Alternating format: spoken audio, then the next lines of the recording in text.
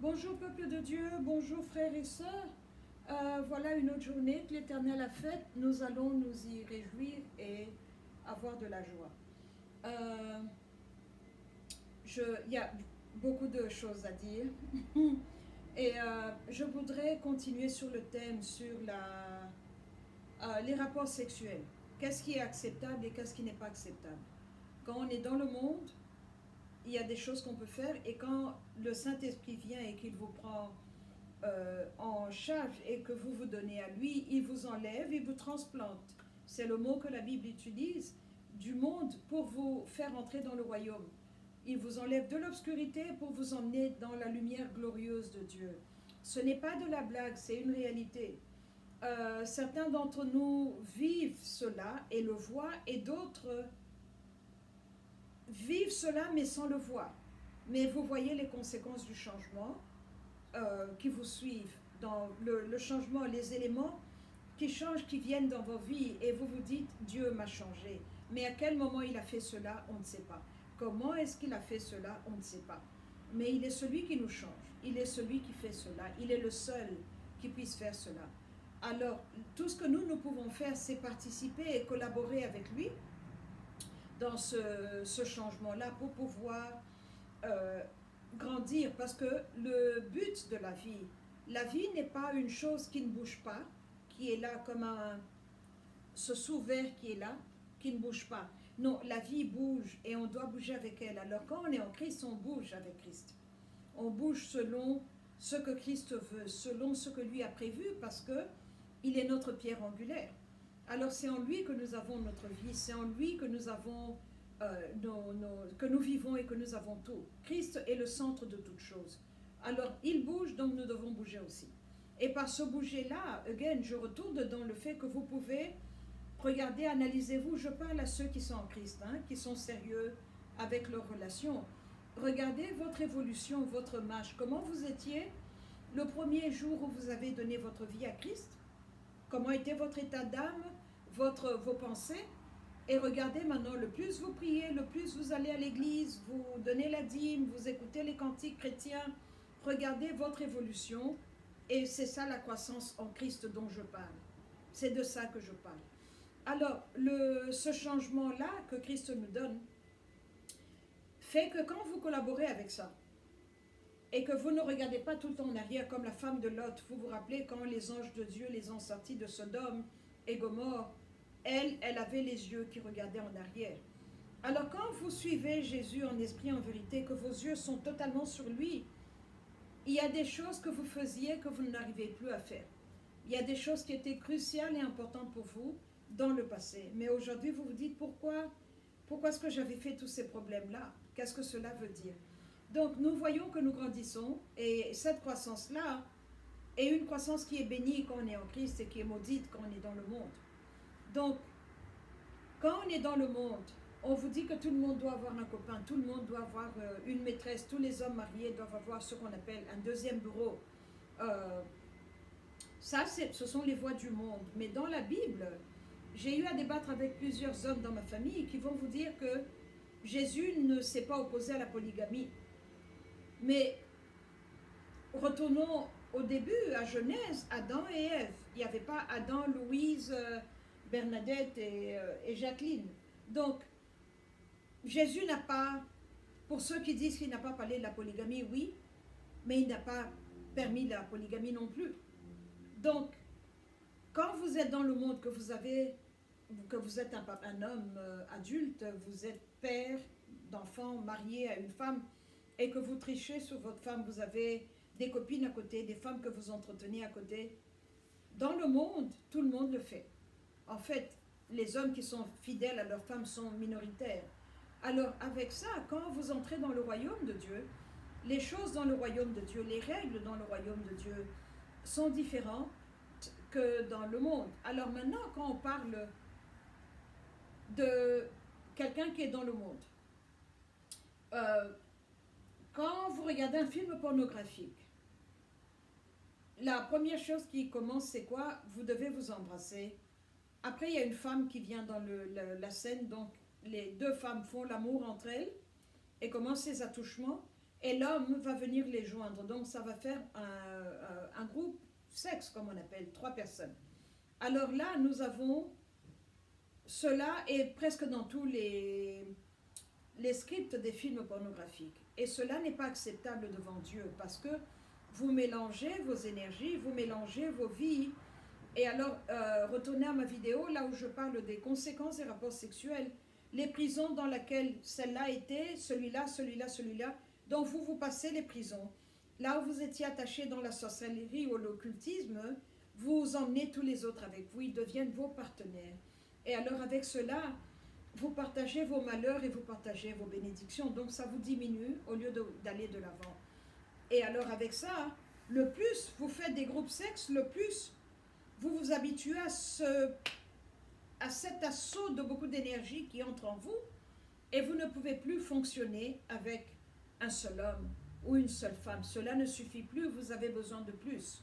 Donc il faut devenir ce qu'on appelle un swinger, un échangiste, aller prendre des partenaires et les ramener dans votre foyer conjugal. Alors, ça c'est mauvais. Le deuxième point, dans le monde, tout le monde s'embrasse, ce qu'on appelle le French kiss. Vous échangez vos salives et votre souffle. Nous avons une forme de yoga qui s'appelle tantrique yoga. C'est un yoga où yoga veut dire to yoke, se mettre dans le même joug. Alors, c'est une forme de yoga où vous vous mettez très proche de la personne et vous commencez à respirer l'un et l'autre au point que vos cœurs commencent à battre. Vous synchronisez vos vibrations au même niveau, ça devient au même niveau, et vous échangez votre souffle. Vous échangez votre souffle et alors après vous vous accouplez. C'est ça qu'on appelle le yoga tantrique. Mais le problème qui est là est que le souffle qui est en moi est à moi. Et il m'a été donné par Dieu. Puisque comme nous avons vu, quand Dieu a créé Adam, il a soufflé dans ses narines et il est devenu une créature vivante. Alors le souffle que chacun d'entre nous reçoit de ses parents est propre à vous. Et c'est comme ça que quand vous commencez à vous respirer comme ça, l'un vis-à-vis de l'autre, vous échangez vos souffles. Et mon identité est mon souffle à moi. C'est pour ça que quand je prie, je m'agenouille et que je lève les mains vers mon Dieu, je prie et que je loue mon Dieu, c'est ma louange à moi qui vient de moi, ma conviction à moi. Alors, vous n'avez le droit de faire cela qu'avec votre mari ou votre femme. C'est là où vous devenez une seule chair. Mais quand vous faites cela avec plusieurs partenaires, vous échangez ce qui est en vous avec celui-là, avec celui-là, avec ce qui est celui-là. Et vous avez du bon temps pour le temps que l'expérience sexuelle va durer, mais après cela va se retourner contre vous. C'est vous qui perdez parce que vous dilapidez votre vie et votre souffle avec beaucoup de personnes. Alors, pour toujours dans le contexte du baiser français, comme on appelle, la salive est à moi. C'est comme ça que dans mon village, retourner dans les langues africaines, on a ce qu'on dit, cette personne a une salive amère. Qu'est-ce qu'on veut dire par là? On veut dire que quand cette personne maudit quelqu'un, par exemple, vous la dérangez, elle vous dit, tu vas voir à 15h, et à 15h, tu as un accident de voiture. Ou bien, tu m'as arraché mon mari, tu vas voir ce qui va t'arriver, tu deviens stérile ou des choses comme ça. Ça, c'est ce qu'on appelle, dans nos langues africaines, quelqu'un qui a une salive amère. Quelqu'un qui dit une chose mauvaise et la chose se réalise. C'est sorti de sa bouche.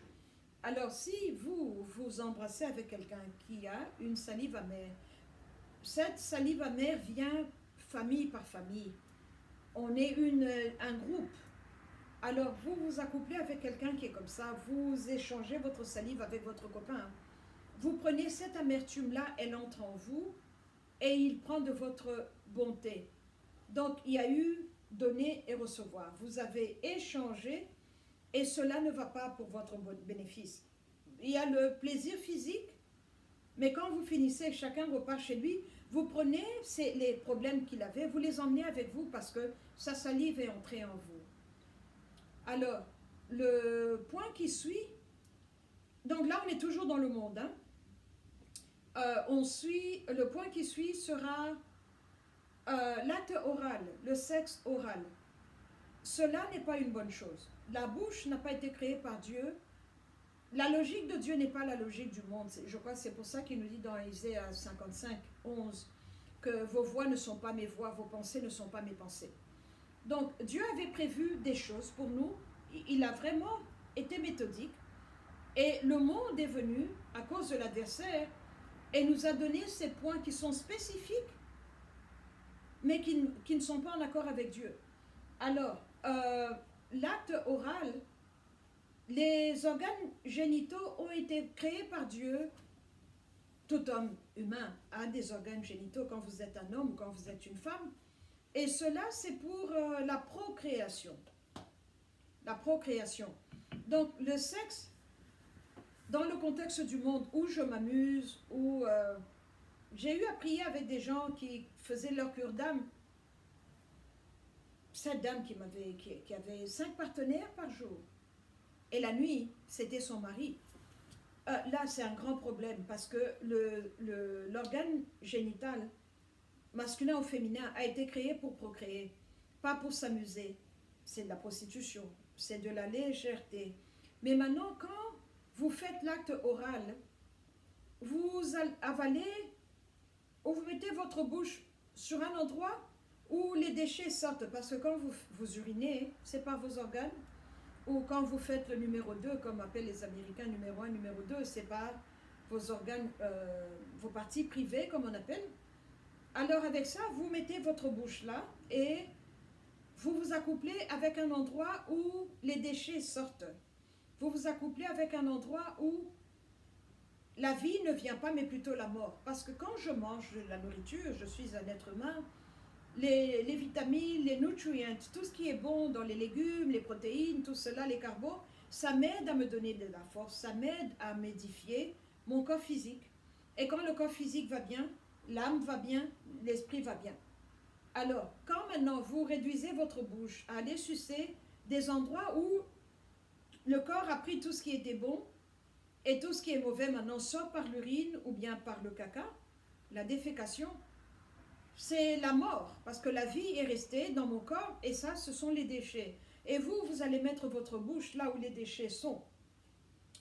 Donc vous prenez les déchets, vous les faites entrer dans votre corps, physiquement, sciemment. Mais cela va affecter l'âme. L'âme va descendre aussi, et l'esprit va descendre. Et donc c'est le problème qui est là. Et maintenant, quand vous voyez comment le monde nous a appris que ce qu'on appelle prélude, donc l'avant-goût, c'est le baiser, donc on mélange la salive et le souffle. Il y a l'acte oral, l'homme va s'agenouiller entre les jambes de la femme et vice-versa. Et vous avalez cela. Et alors maintenant, l'acte sexuel, la pénétration et tout ça va avoir lieu. Mais si l'acte a été fait pour procréer, les déchets que vous avez avalés se collent sur le bébé qui va venir. Parce que la création a lieu à partir du moment où l'acte a lieu et les cellules commencent à se multiplier et il y a fécondation. Donc le bébé va sortir avec tout ça collé sur lui. C'est comme ça on a une génération, une autre, et les choses ne sont pas bien. Et les choses ne sont pas bien, et la qualité de la vie descend. Alors maintenant, quand on parle de l'acte anal, qui est par là où les déchets sortent, c'est encore plus grave parce que les déchets sortent de là et vous allez par là. C'est comme ça que le corps physique nous dit que cela n'a pas été créé par Dieu pour être utilisé dans ce contexte-là. C'est pour ça qu'on a des maladies, on a des déchirures, on a des virus qui viennent par ces actes-là, parce que Dieu n'a pas prévu cela. Donc, nous devons vraiment faire attention, et ça, c'est dans le monde. Alors maintenant, quand vous vous habituez, le corps s'habitue à faire ces choses-là, vous devenez chrétien, vous donnez votre vie à Christ, mais vous continuez à faire ça parce que votre corps aime cela. Donc, même dans le royaume, vous prenez cela. Or, la Bible nous dit que le lit conjugal ne doit pas être souillé. Alors, vous êtes chrétien, vous louez Dieu, alléluia, au bon moment, mais votre bouche a été sucée des choses sales, des déchets, et vous venez emmener la louange à Dieu avec cela. C'est un problème. Ou bien vous êtes de Dieu, ou bien vous êtes du monde, ou bien vous êtes sanctifié, ou bien vous n'êtes pas sanctifié. On ne peut pas être les deux à la fois. Et c'est ça le problème que beaucoup de chrétiens ont aujourd'hui. Alors, quel est l'acte sexuel acceptable dans le mariage quand on est en Christ? Quand on est en Christ, donc pour moi, ma compréhension à moi, le sérieux que je prends Dieu et son paquet avec, parce que Dieu est tout un paquet, il est une structure. Vous ne pouvez pas lui dire oui, non, oui, non. Ce n'est pas à moi de choisir. Je reçois Dieu tel qu'il est avec toutes ses ordonnances et tous ses commandements. Vous pouvez embrasser votre époux parce qu'il est votre époux. Vous êtes une chair. Donc vous échangez vos fluides et vos énergies. Il est votre mari. Mais vous ne pouvez pas le faire avec Robert, Louis, Michel, Paul et les autres. Vous ne pouvez pas faire l'acte oral sexuel à votre mari. Vous ne pouvez pas. Quand vous êtes en Christ, vous ne pouvez pas. Vous ne pouvez pas faire l'acte anal dans le contexte du mariage. Vous emmenez la souillure dans le lit conjugal. Et votre lit est béni par Dieu, puisque vous êtes mariés devant Dieu et devant les hommes, j'espère. Et alors avec cela, Dieu vous a béni. Donc il bénit le fruit de vos entrailles. Donc vous devez avoir vos enfants bénis qui naissent avec la bénédiction de Dieu, au lieu d'avoir des enfants qui naissent avec la malédiction des bâtards. Allez dans le livre de Lévitique, il y a une chose qu'on appelle la malédiction des bâtards, les enfants qui ne sont pas nés dans le contexte du mariage. C'est une réalité, ça peut ne pas vous plaire, le monde peut ne pas en parler, mais c'est une réalité. Alors avec ça, j'ai eu à discuter, j'aime beaucoup discuter avec les chrétiens, ils vous ont dit, mais avec ton raisonnement là, tu as raison, ce que tu dis dans le contexte de Dieu, mais c'est ennuyeux. Mais c'est ennuyeux. Alors là, ma réponse à moi est que c'est un choix personnel qu'on fait. Quelle quantité de Dieu voulez-vous avoir? Oui, vous avez fait la prière du pécheur, vous avez quitté le monde, vous êtes dans le monde de Dieu maintenant, dans le royaume. Et dans le royaume, vous voulez emmener les plaisirs du monde. Le Saint-Esprit est souverain. Il est un roi. Il a un caractère. Il a une façon de voir les choses qui n'est pas comme nous, les êtres humains. Donc, parce qu'il est souverain, il fait ce qu'il veut. Il donne ce qu'il veut à qui il veut. Alors, si vous dites, Saint-Esprit, c'est tout ce que je peux te donner, c'est une petite quantité comme ça, devinez quoi, vous allez recevoir une petite quantité. Parce qu'il est un Dieu qui est exclusif. En Christ se trouve la vérité. La vérité vient de Christ. Alors, quand vous avez la vérité, vous ne devez pas avoir le mensonge. Ou bien vous choisissez la vérité, ou bien vous choisissez le mensonge. Et cela impacte toute votre vie, toutes les décisions que vous faites, même les décisions au niveau sexuel. Alors, c'est un choix personnel, je ne peux pas forcer, je donne juste mon opinion, je ne peux pas vous forcer. Chacun choisit ce qu'il veut. Chacun interprète la parole de Dieu comme il veut. Et chacun recevra à la juste mesure où vous allez donner, c'est à la juste mesure que vous allez recevoir. C'est ce que moi je sais, parce que Jésus est un Dieu exclusif. Vous ne pouvez pas voir Jésus et dire « Oh, je vais aller respirer comme les bouddhistes, je vais aller faire le yoga comme les hindous, je vais faire ceci et revenir à Christ et il va m'accepter. » Donc c'est votre décision personnelle et je crois aussi que ça vient avec l'appel. Le sérieux avec lequel on marche avec Jésus vient avec l'appel parce que moi je me prends très au sérieux. Il y a des choses, quand je suis entrée dans le royaume de Dieu, que je ne peux plus faire. Il y a des comportements que je ne peux plus avoir parce que je veux plaire à celui qui m'a enrôlé dans l'armée. Je veux servir Dieu en esprit et en vérité. Je veux vraiment avoir Dieu de la bonne manière. Et aussi l'onction va venir de la bonne manière.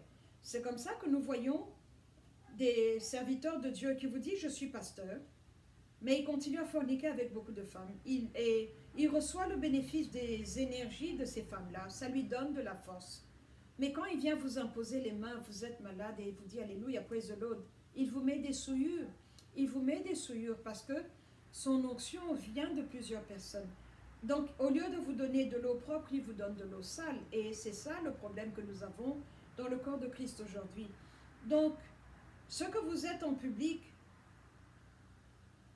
ce qu'on voit, nous, qui vous voyons en public, vient de ce que vous êtes dans votre chambre à coucher. Ça, vous ne pouvez pas cacher.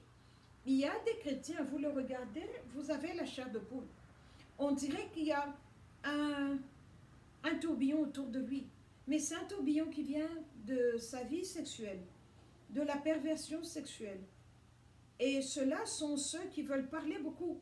Ils veulent avoir le micro, lever les mains et louer Dieu. Mais la louange n'aide pas. La louange n'est pas là pour aider les chrétiens qui vous écoutent. Il n'est pas là pour être un ministre de Dieu qui ministre aux personnes de Dieu qui sont malades. Voilà la qualité de pasteur que nous avons aujourd'hui. Donc regardez leur vie personnelle, regardez comment ils sont. Parce que dans Lévitique, on nous parle aussi de ne pas s'accoupler avec une femme qui est dans sa période menstruelle. Et ça aussi, c'est un problème que vous mettez sur le corps. Vous voyez toute la perversion. Vous pouvez faire tout ce que vous voulez. Mais quand vous sortez de là, c'est comme si on vous met... Vous voyez ce petit cardigan que j'ai, on vous le fait porter. Parce que vous avez fait le sexe oral. On vous fait porter un autre, le sexe anal. On vous fait porter un autre. Vous avez été avec une femme qui avait des règles. On vous fait porter un autre. Vous avez couché avec une femme et elle vous dit « je suis enceinte ». Vous dites « non, non, non, je suis pasteur, je ne peux pas ». On va faire un avortement. Vous venez de faire un meurtre. On vous fait porter l'habit d'un meurtre, d'un meurtrier. Alors vous allez devant une assemblée, vous dites « Praise the Lord, Alléluia ». Qu'est-ce que vous donnez aux gens? C'est ça que nous avons dans le corps de Christ aujourd'hui. Nous devons vraiment faire attention. Et voilà ce que je voulais partager avec vous. Parce que quand, par exemple, vous regardez des films pornographiques dans votre vie privée, dans votre maison, vos yeux ont vu des saletés. Alors, vous finissez cela, vous vous accouplez avec votre femme et vous voulez répéter ce que vous avez vu dans les films. Et vous répétez cela. Alors, on vous fait porter tous ces habits-là et quand vous arrivez devant vous arrivez dans l'église à la chair, vous prenez le micro, vous voulez parler, mais ce que vous déversez sur le public, c'est ce que vous avez vu avec vos yeux, c'est ce que vous avez entendu avec vos oreilles et c'est ça que vous passez aux gens. Et c'est comme ça que très peu de pasteurs arrivent à aider les autres, à l'assemblée de Dieu, parce que le pasteur lui-même a des problèmes, l'assemblée a des problèmes. Alors quand nous venons ensemble, au lieu que vous veniez avec le Saint-Esprit et l'assemblée avec le Saint-Esprit, chacun chez lui, on se met ensemble, on commence à louer et Dieu nous délivre. On est en train on tourne en rond, on est comme des petits porcs qui sont dans de la boue. On ne sort pas, on n'évolue pas, on n'est pas délivré.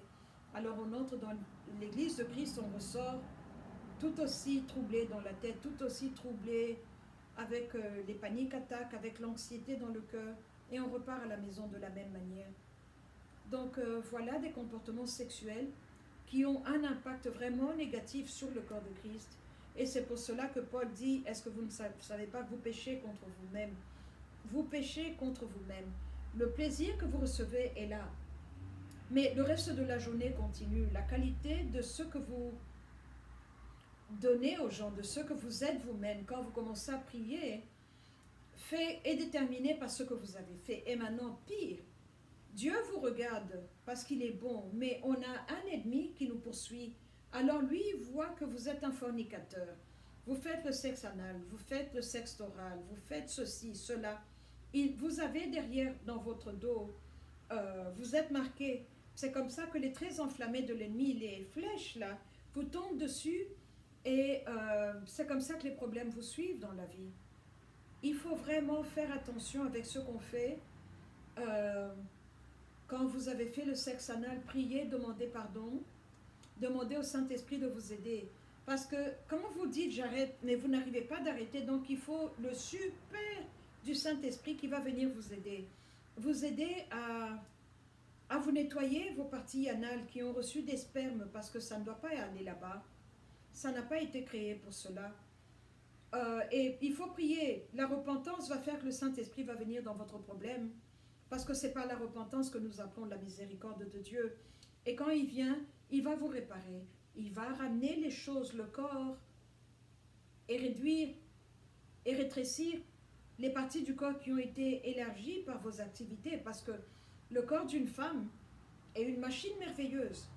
Je parle de l'organe féminin, parce que Dieu l'a prévu pour aller avec un homme, et quand vous allez avec un homme, et qu'il y a une semence qui entre, il y a la fécondation qui arrive, les cellules se développent, se développent, se développent, et vous avez un petit être humain dans votre corps. Mais quand les douleurs de l'enfantement viennent, le corps entre dans un autopilote mode, je suis maman, je sais de quoi je parle. Les douleurs là que vous avez, la façon dont les hanches vont s'ouvrir, la façon dont le corps féminin va s'ouvrir, la façon dont le bébé va sortir, la façon dont l'accouchement va avoir lieu, le placenta va suivre et va sortir dans la douleur.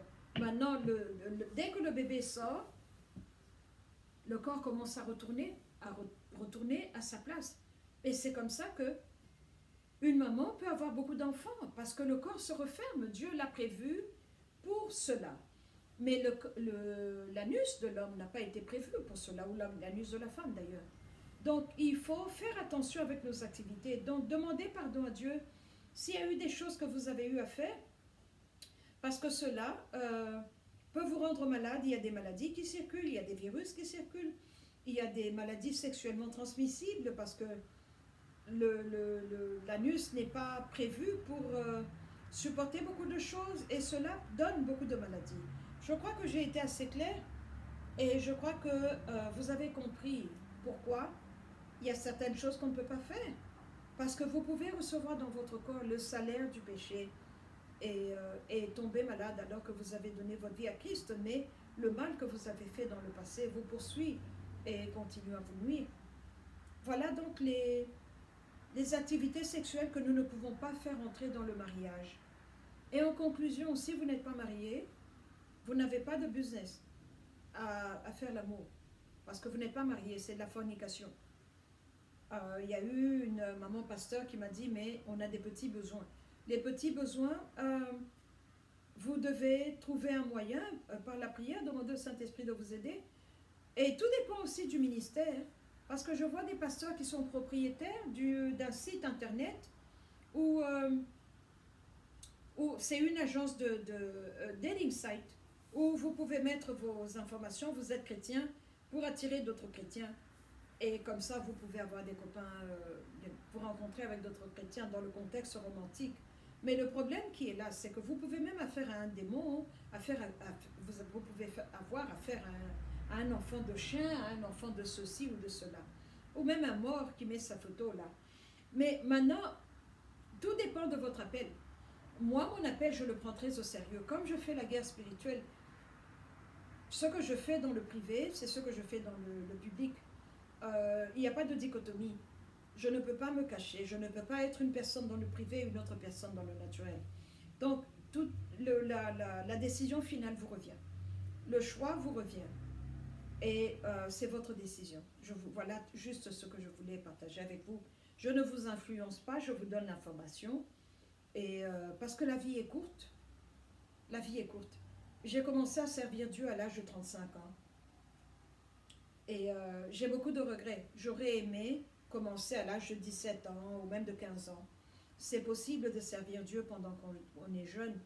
Et comme ça, on grandit en Christ et on est un soldat à pied, a foot soldier. Pour finir, ça me fait plaisir quand je vois des pasteurs qui me disent « ça fait 50 ans que je sers Dieu, ça fait 60 ans que je sers Dieu ». C'est formidable. Pourquoi est-ce qu'on doit servir, tomber, se relever, servir, tomber, se relever? La décision finale vous revient, le choix final vous revient, et voilà ce que je voulais partager avec vous. Merci.